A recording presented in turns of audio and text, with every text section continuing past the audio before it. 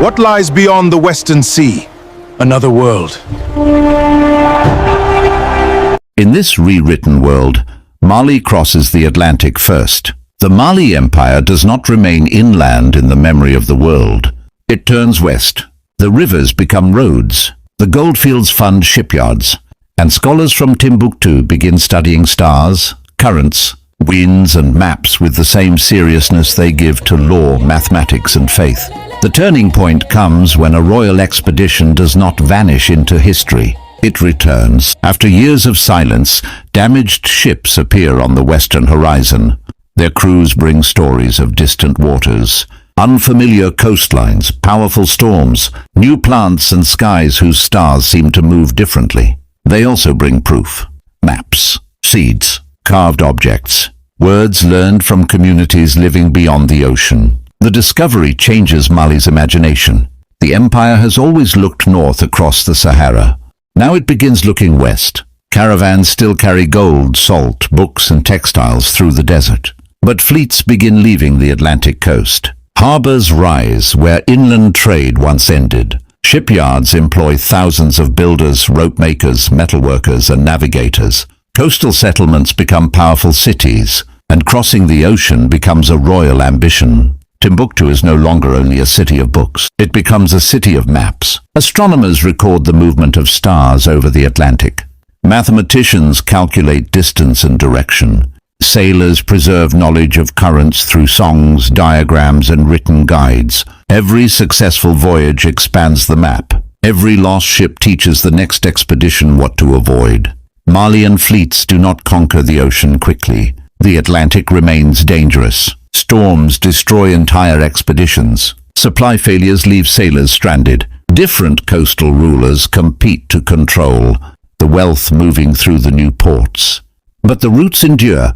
Trade develops between West Africa and communities across the Atlantic. Plants, metals, artistic traditions and navigation knowledge move in both directions.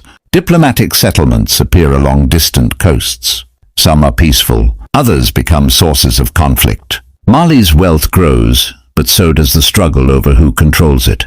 Merchants demand open routes. The royal court demands taxes. Coastal cities demand independence from inland rulers who do not understand the sea. Scholars warn that discovery can become domination, because reaching another world does not automatically create justice. By later centuries, European ships enter an Atlantic that is already mapped, traveled and politically contested. They do not discover an empty ocean waiting to become theirs. They encounter established African ports, protected sea lanes, Atlantic treaties, and generations of navigators who understand the Western currents better than they do. The Atlantic never becomes a European lake. It becomes a shared ocean shaped first by African ambition. Colonial history develops differently. European kingdoms cannot divide the Atlantic world without confronting powerful West African fleets and overseas alliances. The trade in enslaved people faces stronger resistance from states whose prosperity depends on long-term commerce rather than human capture. Exploitation does not disappear. Greed does not disappear. But no single region gains complete control of the ocean. By 2026, West Africa stands at the center of an Atlantic civilization. Golden coastal capitals connect Africa, South America, the Caribbean and Europe through centuries of trade, migration and diplomacy. Historic shipyards have become enormous modern ports. Universities in Timbuktu, Dakar and other coastal cities lead research in navigation, ocean science, climate studies and international law. Malian-derived maritime traditions influence music, architecture and language across both sides of the Atlantic. Children learn that the first great Atlantic age did not begin with Europe looking outward. It began with Mali looking west. But this world is not perfect. Power still creates rivals. Trade still creates inequality. Discovery still changes the lives of people who never asked to be discovered. The descendants of early coastal communities still debate whether Mali connected their worlds or disrupted them. History remains complicated. Yet its central memory is different. Africa is not described as a continent waiting to be connected to the wider world. It is remembered as one of the forces that connected the world first.